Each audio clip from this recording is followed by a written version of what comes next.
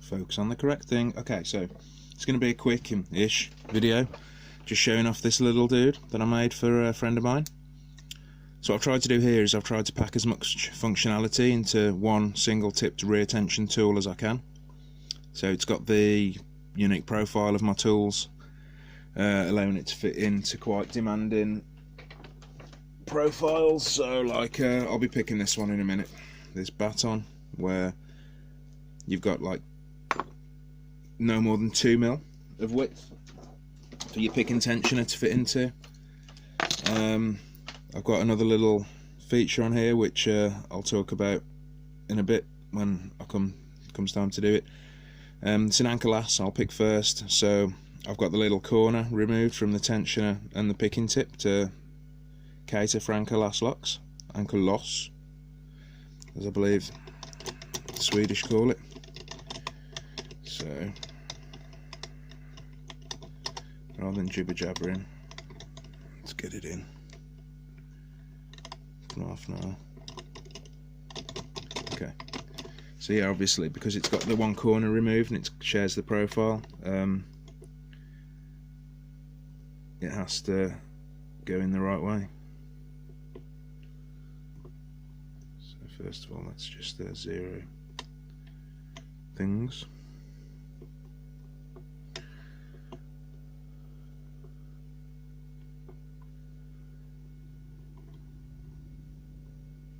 I don't know if I've done a video of me picking an anchor lass before.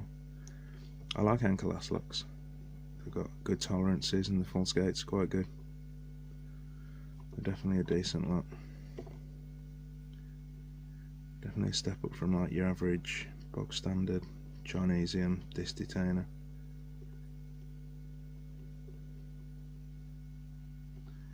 There we go. Just trying to get on that front disc and move it around.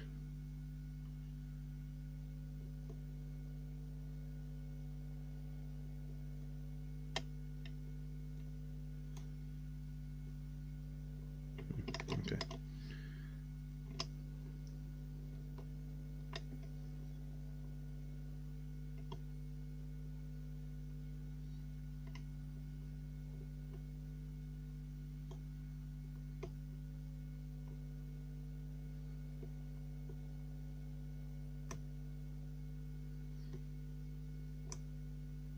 Okay, now we're picking. Everything's in a gate or another. This is the fun bit, or the frustrating bit, depending on what you call it. Well, there we go. It didn't take too long actually. So that's the anchor lass picked.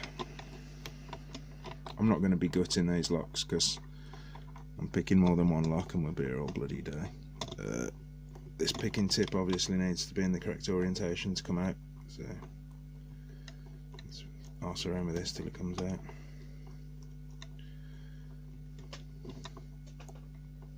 Come on, you bugger. There we go. Because it's quite a close fit. And just to check that it works. Well, sorry, to prove that it works.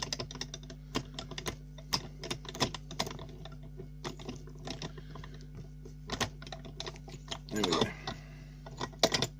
Right. Let's put my lovely anchor loss somewhere else, back in its box. And we'll pick a different lock. I just want to show the versatility of this little pick I've made. Now you might say, well, why isn't the silver bullet like this?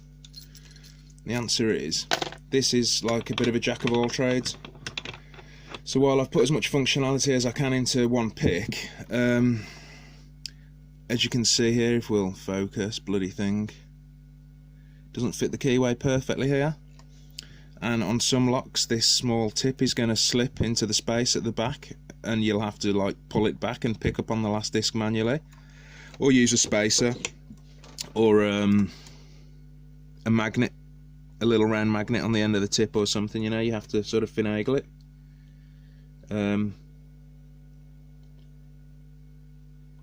I'll tell you what I'll do as well with this lock. I'll activate this little feature here, which again isn't on the silver bullet. And because the silver bullet's like a universal tool, I can't put this feature on there. But let me just show you what this does. So normally see the picking tip will spin freely and just fall back down under gravity. And what this does, it's a ball detent. So this is my invention. This is a ball detent that puts constant pressure onto the tension shaft, the effect of which, and obviously this is variable, is it stays put. And the idea of this is, especially for people who are just starting out picking, the idea is that it doesn't slip off the disc so easily. And obviously the nut around it is to lock it off, to tighten it. So it's adjustable, as you can see. I might loosen it a little bit more.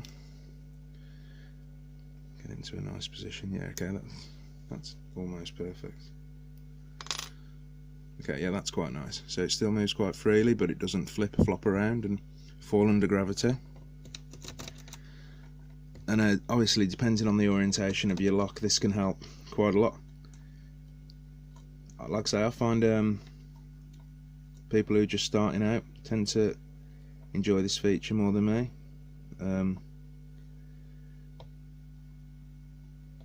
But you can turn it off and on just by backing that screw out or not. So quite a nice little feature to have. Like I say, I can't include that on the silver bullet because of its universality. You'd have to lose like the option of having alloy tips on there, or there's a couple of things that wouldn't quite work so well with.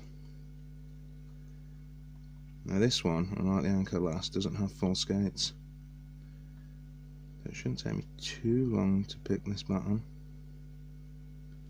The first time I picked this bat on, I was so stoked. From a tool making perspective, it's quite a challenge. It doesn't have full skates, but it does have a free spinner at the front. So it's like, well, okay, I've got to make a rear tension tool, which in itself is no easy task. But then of course you've got this profile on the front, so you have to make a rear tension tool that fits within 2 mm of space. So again, it's from a tool making perspective quite a challenge. From a picking perspective, it's not so bad. But yeah, I was so happy when I first picked this lot. Proper milestone. But I've put something wrong there because I'm not feeling anything binding again. So I dislodged something I shouldn't have.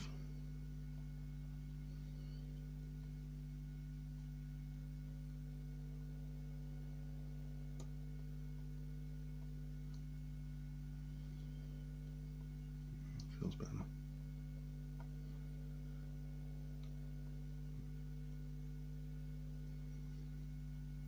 I think I probably picked the Anchor Last quicker than this, didn't I?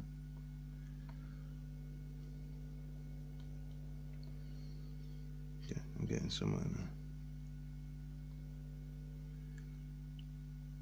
Theoretically, you could do the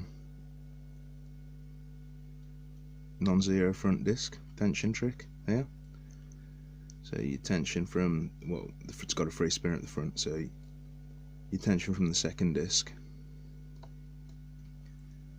and you'd put everything into what felt like a gate,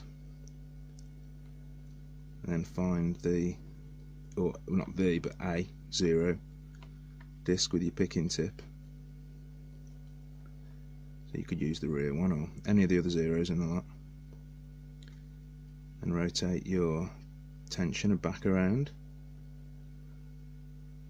Now that'll set the second disc, but obviously the front free spinner's wrong then, so then you have to pull your tension out a bit, and then set the front spinner too. It's a bit of a faff. And on better tolerance locks this isn't going to work. Full skated locks, it'll work, but you know, you just setting yourself up for a whole world of frustration, really. Oh, this feels really close now. 10 discs, I think, in here.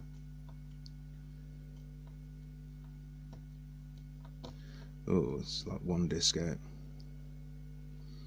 think I know which one it is. I think it's this 2. It's this 2 set, so maybe not.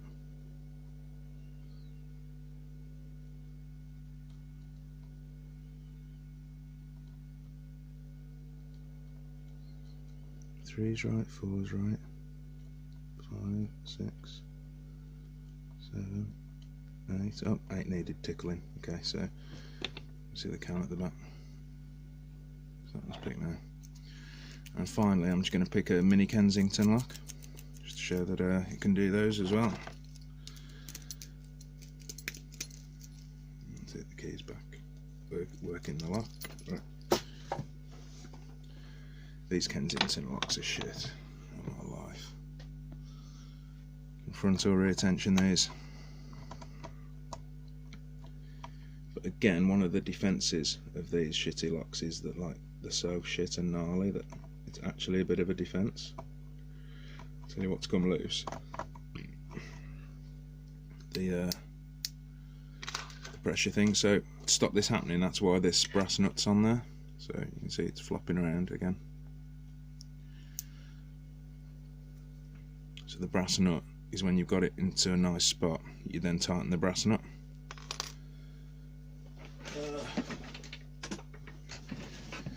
Like so.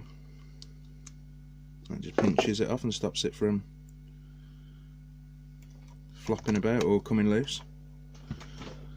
And off we go.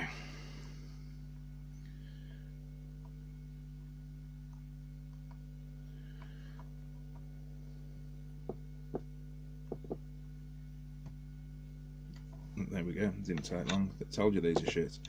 Okay, so you can tell this is picked because now this would be in the laptop normally, and you can then nail around the side of it.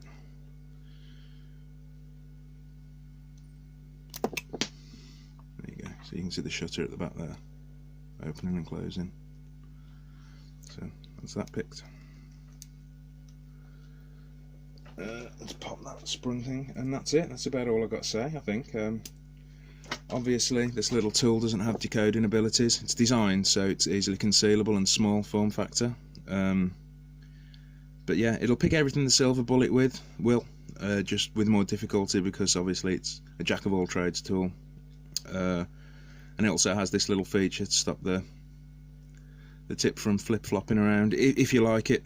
Personally, I don't have it activated, but it can have its uses depending on the orientation of the lock you're picking, etc. And that's about it. Just needs a name now.